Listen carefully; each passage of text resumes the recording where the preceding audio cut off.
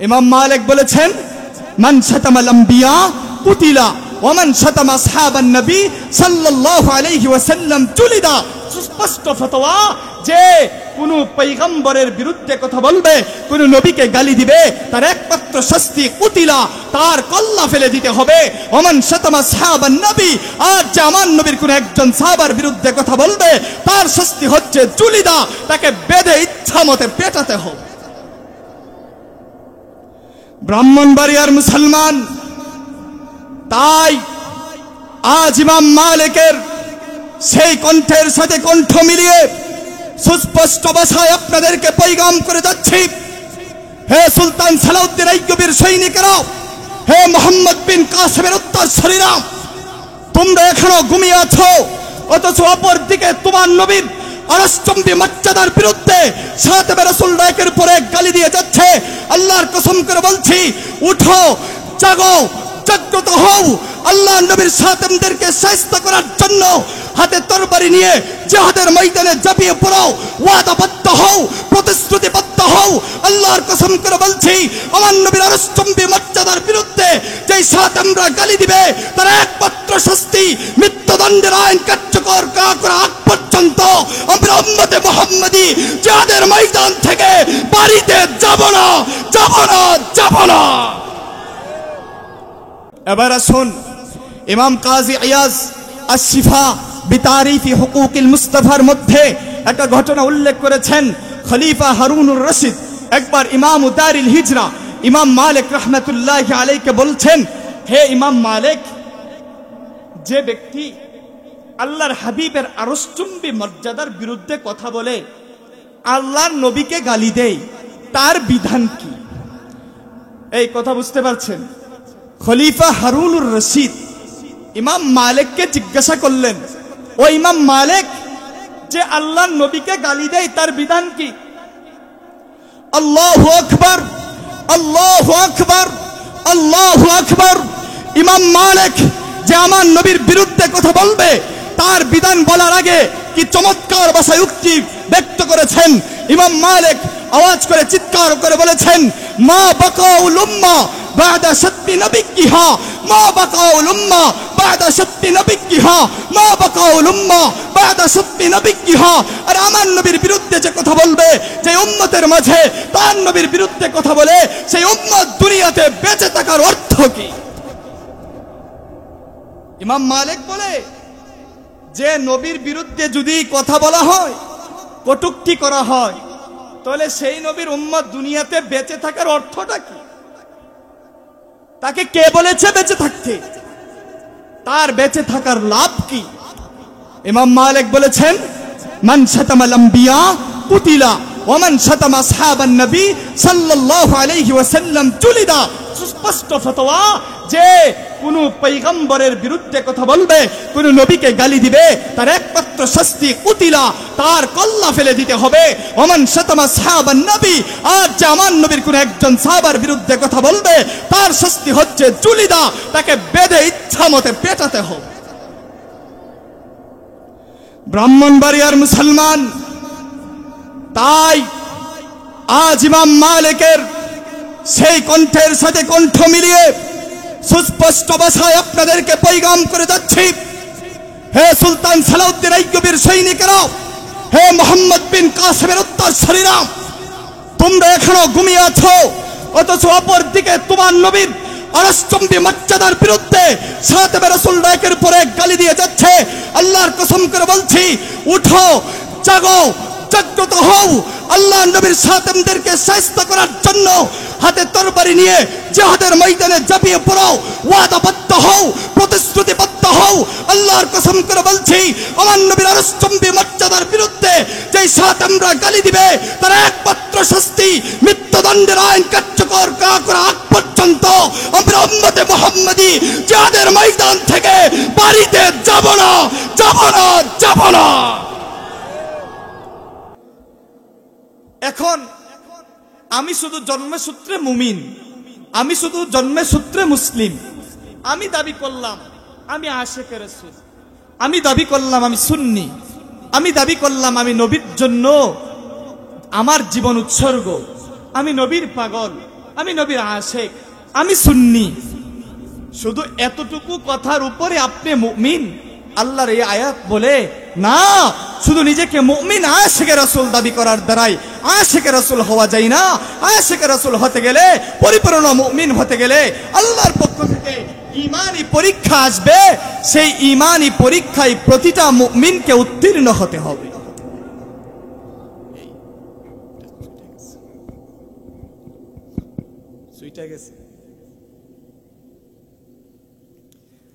मेरे दोस्तों बुजुर्गों, मेरे दोस्तों बुजुर्गों, आज तो আমাদের এশকে রাসূলের এই অবস্থা, দুরবস্থা। আমরা মনে করি, আমার কথায় কে কষ্ট নেবেন না, আমরা মনে করি বছরে একবার 12 রবিউল আউয়াল আসলে ঈদে মিলাদুন নবী পালন করা, জশ্নে জুলুসের মিছিল করা, এর দ্বারাই মনে আমি আশিকে রাসূল হয়ে গেলাম। কিন্তু অপরদিকে নাস্তিক মুরতাদরা আমার সোনার এই বাংলাদেশে একের পর এক আমার হাবিবে কিবরিয়া নবী মুহাম্মদুর রাসূলুল্লাহ সাল্লাল্লাহু আলাইহি ওয়াসাল্লামের আরশচুম্বী মর্যাদার বিরুদ্ধে একের পর এক কটূক্তি করছে। আমি এমন আশিকে রাসূল হইলাম, আমার কোনো খবরই নাই।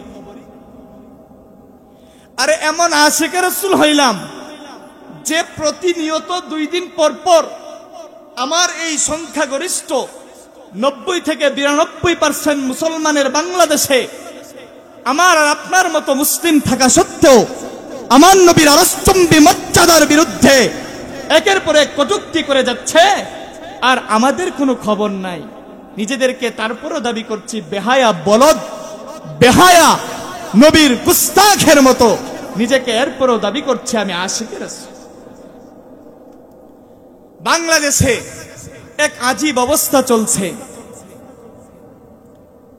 2 দিন পর পর বুদ্ধিজীবী নামের বুদ্ধি প্রতিবন্ধীরা বাক স্বাধীনতার দোহাই দিয়ে কষ্ট লাগে আমার আপনার নবী সাইয়্যিদুল মুরসালিন, ইমামুল মুরসালিন, সাইয়্যিদুস সাকালাইনের আরশচুম্বী মর্যাদার বিরুদ্ধে কটূক্তি করে যাচ্ছে। যদি বলা হয় হাবিবে কিবরিয়ার আরশচুম্বী মর্যাদা, সম্মান, মর্যাদার বিরুদ্ধে কেন কথা বলছো, বলে এটা আমাদের ফ্রিডম অফ স্পিচ, আমাদের বাক স্বাধীনতা।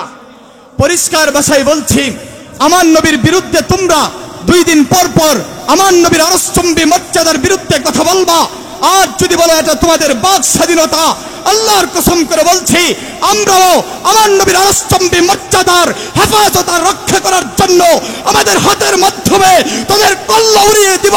এটা আমাদের মুমিন মুসলমানদের হাতের স্বাধীনতা। পরিষ্কার কথা। তোমরা যদি আমার নবীর বিরুদ্ধে কথা বলো, এটা যদি হয় তোমাদের বাক স্বাধীনতা, তাহলে আমার নবীর বিরুদ্ধে কথা বললে আমার নবীর আরশচুম্বী মর্যাদা, সম্মান, মর্যাদাকে হেফাজত করব আমরা। আমাদের হাতের মাধ্যমে যেই জবান আমার নবীর বিরুদ্ধে কুৎসা রচনা করবে, সেই মাথার কল্লাকে উড়িয়ে দিব। এটা হচ্ছে মুমিন মুসলমানদের হাতের স্বাধীনতা। মুখের বাক স্বাধীনতা বুঝো, হাতের স্বাধীনতা বুঝো না কেন? আবার মানবতা মানবতা বলে চিৎকার করো। বেহায়া নির্লজ্জ কোথাকার, তোদের মুখে মানবতা মানবাধিকারের স্লোগান মানাই না। তোমরা মানবতা চাও না, তোমরা চাও যেই কোনো কৌশলে হোক ইসলামকে এই জমিন থেকে মিটিয়ে দিতে। প্রশ্ন, আমরা তো এমন মুসলমান হইলাম যে আমার নবীর বিরুদ্ধে যদি কেউ কটূক্তি করে, রাসূলুল্লাহর সম্মান মর্যাদার বিরুদ্ধে কথা বলে, আল্লাহকে গালি দেয়, আমার নবীকে গালি দেয়, সেই বেঈমান সাতেমের বিধান কি? এমন মুসলমান হইলাম যে ওই বদমাস ওই সাতেমের বিধান কি সেটাই আমরা জানি না। আর আমরা যদি চিৎকার করে বলি আরে তার বিধান কি, তার আবার আপিল কিসের, যে বদমাস বেয়াদব আমার নবীর আরশচুম্বী মর্যাদার বিরুদ্ধে কথা বলবে, তার একমাত্র শাস্তি মৃত্যুদণ্ডের আইন কার্যকর করতে হবে, তার কল্লা উড়িয়ে দিতে হবে। এই কথা যখন আমরা বলি তখন আমাদেরকে বলে আমরা নাকি উগ্রবাদী, আমরা নাকি জঙ্গিবাদী। তাদের কথা আমি পরে বলছি, আপনাদেরকে বলছি আসুন কোরআন কি বলে আসুন হাদিস কি বলে, আল্লাহর নবীর সম্মান মর্যাদার বিরুদ্ধে যদি কেউ কটূক্তি করে তার বিধান কি। সেই বুখারী সেই মুসলিম দুইটা কিতাবেই হাদিসটা, দুইটা কিতাবেই মুত্তাসিলুস সানাদে আসছে। আন জাবির ইবনে আব্দুল্লাহ রাদিয়াল্লাহু তাআলা আনহু أن النبي صلى الله عليه وسلم قال من لكعب بن الأشراف فإنه قد آذى الله ورسوله. فقام محمد بن مسلمة فقال يا رسول الله أتحب أن أقتله؟ فقال نعم. فقتلوه ثم أتوا النبي صلى الله عليه وسلم فأخبروه. হযরত জাবির ইবনে আব্দুল্লাহ বলেন, আমার নবী সরকারে দু আলম একবার সাহাবাদেরকে বলছে, মান লিকাব ইবনে আশরাফ, এ আমার সাহাবা, ইহুদি বেয়াদব কাব ইবনে আশরাফের ব্যাপারটা কে নিবে? কাব ইবনে আশরাফের আমলনামা তার হাতে কে পৌঁছে দিবে?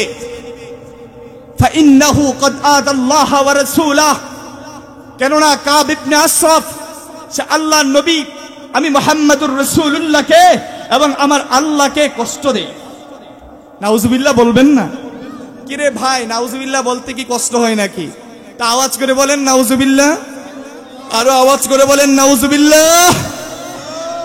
ফাকামা মুহাম্মদ ইবনে মাসলামা, ইসলামের সিংহ পুরুষ রাসূলুল্লাহর কলিজার টুকরা সাহাবী মুহাম্মদ ইবনে মাসলামা দাঁড়িয়ে গেলেন। ফাকাল ইয়া রাসূলুল্লাহ, ডাক দিয়ে চিৎকার মেরে বললেন, ও আল্লাহর হাবিব, আতুহিব্বু আন আকতুলা, আপনি কি চান ইহুদি বেঈমান বদমাশ কাব ইবনে আশরাফকে আমি মুহাম্মদ ইবনে মাসলামা হত্যা করে ফেলি? ক্বালা নাআম, আমার নবী জবাব দিলেন, হে আমি চাই তুমি তাকে হত্যা করে ফেলো। ফাকাতালুহু, সাহাবায়ে কেরাম সাথে সাথে উঠে গেলেন, ইহুদি বদমাশ কাব ইবনে আশরাফকে হত্যা করলেন। সুম্মা আতাউন নবিয়্যা সাল্লাল্লাহু আলাইহি ওয়াসাল্লাম, পরে তারা আমার নবীর কাছে আসছে, এসে বললেন, ইয়া রাসূলুল্লাহ ফাআখবারুহু, কাব ইবনে আশরাফকে হত্যা করে জাহান্নামে পাঠিয়ে দিয়েছে। তাদের ঈমান কেমন ছিল? এই সাহাবাদের ঈমান কেমন ছিল? আমার আপনার মতো ফিউজ? এরপরও তো সাহাবারা আশিকে রাসূল দাবি করতে ভয় পেত, এরপরও তো নিজেদেরকে জান্নাতি বলতে ভয় পেত। এই হাদিস সুস্পষ্ট প্রমাণ করে যে আল্লাহ এবং তার রসুলকে যে কষ্ট দিবে, রসুলের আদেশ তাকে হত্যা করতে হবে। পাইছেন? বুখারীর হাদিস পাইছেন? এবার আসেন উম্মতের উলামায়ে কেরাম কি বলে। মাআলিমুস সুনান 3 নম্বর খণ্ড 296 নম্বর পৃষ্ঠা, ইমাম আবু সুলাইমান খাত্তাবী 388 হিজরিতে ইন্তেকাল করেছেন। দরতাহীন ভাষায় বলেছেন, আন্না সাব্বা লিরাসূলিল্লাহি সাল্লাল্লাহু আলাইহি ওয়াসাল্লাম ইরতিদাদুন আনিল ইসলামি ইরতিদাদুন আনিদ দীনি ওয়ালা আ'লামু আহাদাম মিনাল মুসলিমিনা ইখতালাফা ফি উজুবি কতলিহি। ইমাম আবু সুলাইমান খাত্তাবী রাহমাতুল্লাহি আলাইহি বলেন, আন্না সাব্বা লিরাসূলিল্লাহ, নিশ্চয় যে আমি আমার আল্লাহর রাসূলকে যে গালি দিবে, আল্লাহর নবীর আরশচুম্বী মর্যাদার বিরুদ্ধে যে কথা বলবে, সে সাথে সাথে মুরতাদ হয়ে যাবে। ওয়ালা আ'লামু, হে পৃথিবীবাসী শুনো, ওয়ালা আ'লামু আহাদাম মিনাল মুসলিমিন, নবীর জমানা থেকে আমার যুগ পর্যন্ত পৃথিবীর কোন মুহাদ্দিস, পৃথিবীর কোন মুফাসসির, পৃথিবীর কোন মুজতাহিদ ইমাম, পৃথিবীর কোন মুসলিম আমি জানি না ইখতালাফা, কেউ মতানৈক্য করেছে ফি উজুবি কতলিহি, যে আল্লাহর নবীকে যে গালি দিবে তার একমাত্র শাস্তি মৃত্যুদণ্ড, তাকে হত্যা করে ফেলতে হবে, এটা যে ওয়াজিব আবশ্যকীয়, তার একমাত্র শাস্তি মৃত্যুদণ্ড। এই ক্ষেত্রে আল্লাহর নবীর জমানা থেকে আমার যুগ পর্যন্ত পৃথিবীর কোন মুসলমান মতানৈক্য করে না। বলেন, রসুলের হাদিস দ্বারা কি বোঝা যায়? সাতমে রাসূলের বিধান কি? বলেন, মৃত্যুদণ্ড। বলেন কি? রসুলের জমানা থেকে 388 হিজরি পর্যন্ত পুরা পৃথিবীর সমস্ত মুসলমানদের ঐক্যমত্য ইজমা কি? সাতমে রাসূলের একমাত্র শাস্তি হচ্ছে মৃত্যুদণ্ড।